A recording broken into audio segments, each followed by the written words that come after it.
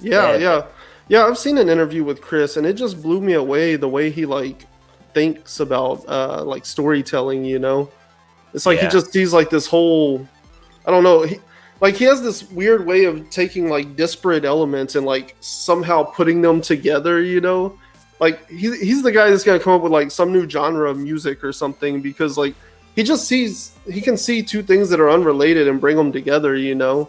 You look yeah, back at like that Texas Blood, that first issue is so different, but it completely lays all the groundwork for everything yeah. that's happened from there, you know?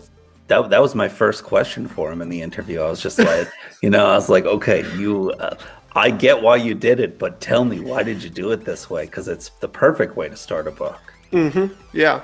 I actually I joke because when I first saw the book, I thought it was a horror book based on one of the covers. I was like, I don't know, and then I Probably was the first like, one with the glowing zombie yeah, guy. I think that's what it was. I think Yeah, I I saw thought that the one same first. thing. So I was like, and then I picked it. I ended up picking up issue 2 first because I saw it in the shop. I was like, all right, let's try this one. It was like a slower week, and I was like, oh, this is great.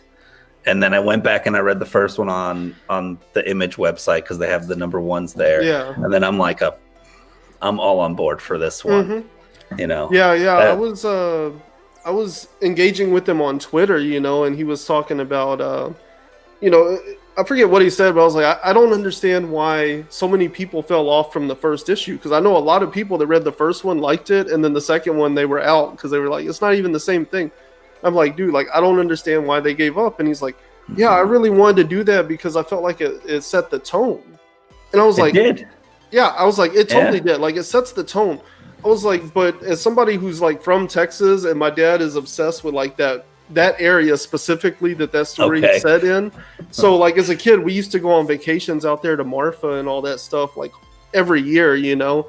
And so for me, the first one did two things. It set the tone for the story, but the more important thing it did was like gave you this sense of like lay of the land, you know, and distance and stuff because out there communities are so much different because they're so spread out, you know.